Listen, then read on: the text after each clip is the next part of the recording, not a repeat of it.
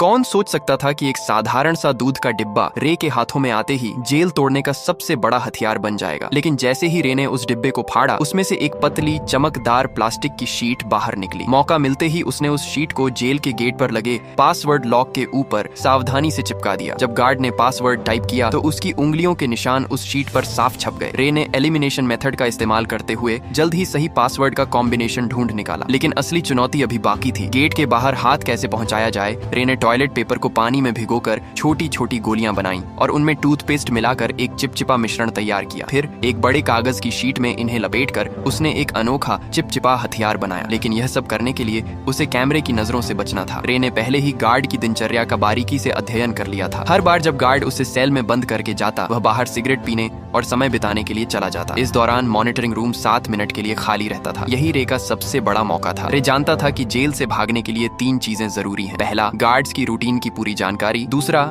Jail के ढांचे का सटीक अंदाजा। और तीसरा, बाहर किसी भरोसेमंद साथी का होना। रे ने पहले 2 चीजों पर पकड़ बना ली थी। उसने जेल के पास एक कमजोर जगह भी ढूंढ निकाली थी, एक फायर स्टेशन जो जेल की दीवार से सटा हुआ था। रे के पास ब्लैक सेल की लोकेशन का भी पता था। सब कुछ दिमाग में सेट करने के बाद उसने अपने प्लान को अमल में लाना शुरू किया। उसने जानबूझकर एक कैदी पर हमला कर उसे घायल कर दिया। जैसा उसने सोचा था वैसा ही हुआ। गार्ड्स ने उसे सजा के तौर पर ब्लैक सेल में डाल दिया। जब गार्ड खाना देने आया, रे ने चुपके से कागज की गोली छोटी खिड़की के ताले में डाल दी, जिससे वह आसानी से खुल गई। पासवर्ड सिर्फ 4 अंकों का था, जिसे रे ने चुटकियों में क्रैक कर लिया। ब्लैक सेल से निकलते ही उसने मॉनिटरिंग सिस्टम को हैक कर 1 मिनट पुराना फुटेज चला दिया ताकि गार्ड्स को कुछ पता न चले। इसके बाद उसने फायर स्टेशन से जुड़ी वेंटिलेशन पाइपलाइन को खोज निकाला। जब गार्ड सिगरेट पीने में व्यस्त थे, रे उस पाइप के रास्ते रेंगता हुआ बाहर निकल गया। बाहर उसकी साथी पहले से ही तैयार थी। उसने एक छोटी कार में विस्फोट कर दिया, जिससे फायर अलार्म बज उठा। गार्ड्स ने सीसीटीवी फुटेज चेक की, लेकिन सब कुछ सामान्य दिखा। इस बीच रे फायर स्टेशन में दाखिल हो चुका था। उसने जल्दी से एक फायर फाइटर की वर्दी चुराई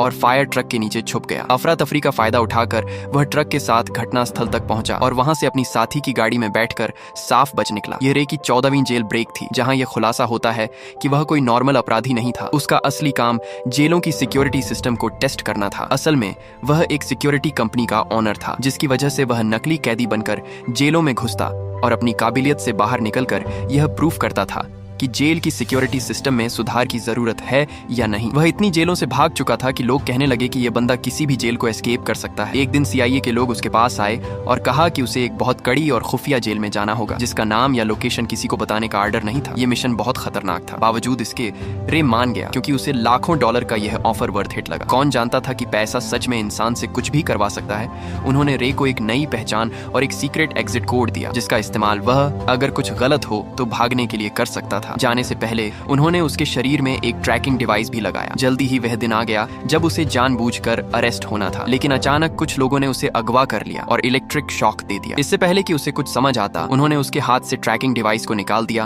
और उसे बेहोश कर दिया। जब उसकी आंखें खुली तो उसने खुद को एक अजीब सी जेल में पाया, जिसमें हर रूम कांच का बना हुआ था और वहां हर जगह कैमरे थे। उसके आसपास सभी कैदियों को भी ऐसे ही 24 घंटे सुपरविजन में रखा गया था। ये जेल पूरी तरह से हवा में लटकी हुई थी, जिससे कोई भी कैदी जमीन खोदकर भागने का सोच भी न सके। यह देखकर रे को तुरंत समझ आ गया कि वह एक बुरी सिचुएशन में फंस चुका है। वहां से जितना जल्दी हो सके निकलने के लिए उसने सीक्रेट कोड बोला। लेकिन जेल का जेलर एक टेढ़े दिमाग का आदमी निकला। उसने बिना कुछ सुने रे को फिर से बंद कर दिया। अब यहाँ ये राज सामने आता है कि जेलर किसी ऐसे आदमी से मिला हुआ था जो रे का दुश्मन था। कुछ देर बाद उसने देखा कि यहाँ के गार्ड्स पूरी तरह से हथियारों से लैस हैं और चेहरे पर काले मास्क लगाकर घूमते हैं। और गार्ड्स की संख्या भी कैदियों से कई ज्यादा थी, जिसकी वजह से उनका जब मन करता वे किसी को भी मारने या पीटने लग जाते। वहीं कैदियों को टॉर्चर करने के लिए एक भयानक कमरा बनाया गया था, जहां अंदर जाते ही तेज रोशनी से आंखें चकाचौंध हो जाती थीं। इसके अलावा वहां का तापमान भी बहुत ज्यादा था। लेकिन इसके बावजूद दर्द को सहते हुए रे जैसे तैसे पूरे कमरे की जांच पड़ताल करने लगा। तभी मुआयना करते हुए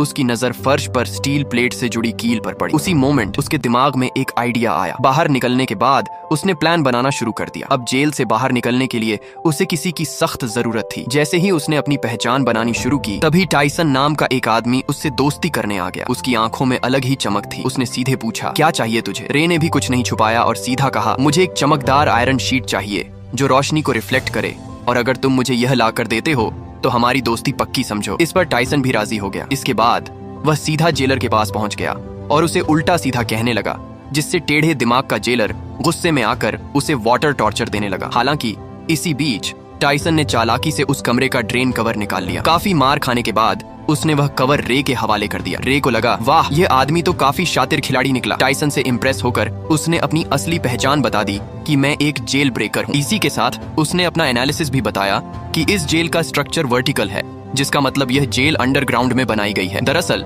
जब रे टॉर्चर रूम में था तो उसने जमीन के नीचे से पानी की आवाजें सुनी थी, जिसका मतलब वहां एक पानी की पाइपलाइन हो सकती है जिससे उन्हें भागने का रास्ता मिल सकता है। इस सब के बाद टाइसन ने जानबूझकर जेल के गुंडे मार्को ब्रदर्स से पंगा ले लिया। उधर रे ने एक रोटी को हथेली में छिपा लिया। फिर जैसे ही मार्को के आदमियों ने जेल में मारपीट मचाई, प्लान के अकॉर्डिंग दोनों को टॉर्चर रूम में डाल दिया गया। वहां पहुंचते ही रे ने फौरन ड्रेन कवर निकाला और उसकी रिफ्लेक्शन से कीलों पर फोकस डाला। देखते ही देखते हाई टेम्परेचर की वजह से वे कीलें पिघल कर बाहर निकलने लगी और एक एक करके कुछ ही सेकंडों में उसने सभी को निकाल लिया। फिर उसने रोटी का टुकड़ा मुंह में डालकर टाइसन को इशारा किया ताकि वह गार्ड का ध्यान अपनी तरफ खींचे। इसके बाद टाइसन ने अपना काम शुरू कर दिया, जिससे जेलर का ध्यान उसकी तरफ चला गया। वहीं रे ने तुरंत गीली रोटी को सीसीटीवी कैमरे पर चिपका दिया ताकि अंदर की फुटेज न दिखे। फिर वह फ्लोर से नीचे उतर गया और पाइपलाइन में चढ़ते हुए आगे बढ़ने लगा, लेकिन बदकिस्मती से रास्ते में गलती से एक तार टूट गया जिससे पानी बाहर आने लगा। आखिरकार जब वह ऊपर पहुंचा तो उसके पैरों तले जमीन खिसक गई, क्योंकि यह जेल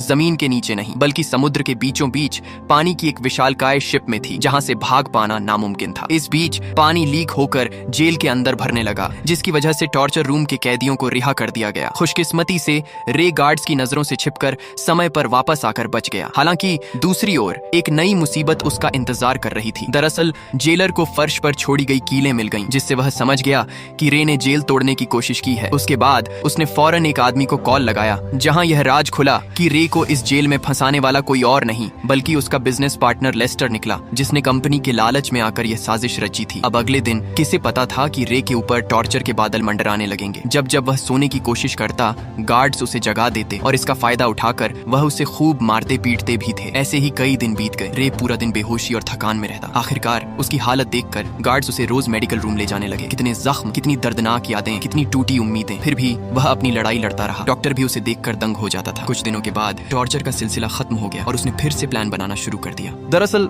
खाना खाने के बहाने वह टेबल के नीचे चोरी छिपे एक डायरेक्शन बताने वाली डिवाइस बनाने लगा। इसी दौरान उसने मार्को से मिलकर उसे अपनी टीम में शामिल कर लिया, जिसके बाद तीनों ने मिलकर एक ताबड़तोड़ प्लान बनाया। प्लान के हिसाब से मार्को भाई ने जेलर से झूठ बोला कि मेरे पास खुफिया जानकारी है जो मुझे डेक पर जाकर पहुंचानी है। यह सुनते ही जेलर ने उसे डेक पर जाने की परमिशन दे दी। अब वहां पहुंचते ही मार्को ने डायरेक्शन डिटेक्टर से मेजर करना शुरू कर दिया, मगर रे के लिए इतना काफी नहीं था। उसने नोटिस किया कि फ्लश करते वक्त पानी घड़ी की उल्टी दिशा में घूम रहा था। अब सारे डाटा को एनालिसिस करने के बाद उसने कंक्लूड किया कि वह अभी नॉर्दर्न हेमिस्फेयर में है। फिर एक नए आए कैदी से पूछने पर पता चला कि अभी नवंबर का महीना चल रहा है। इसके बाद रे ने अपने बॉडी टेम्परेचर को ध्यान में रखकर अनुमान लगाया कि वहां का तापमान जरूर मोरक्को तट के आसपास का होगा। इतनी मशक्कत के बाद आखिरकार अंत में जाकर उन्होंने क्लियर लोकेशन का पता लगा ही लिया। हालांकि लोकेशन पता होने के बावजूद वे वहां से निकलते भी तो कैसे? तभी टाइसन ने कहा कि अगर हम किसी तरह से बाहर मौजूद मेरे आदमियों तक मैसेज भेज सकें तो हमें यहाँ से निकलने से किसी का बाप भी नहीं रोक सकता। उसकी बातें सुनकर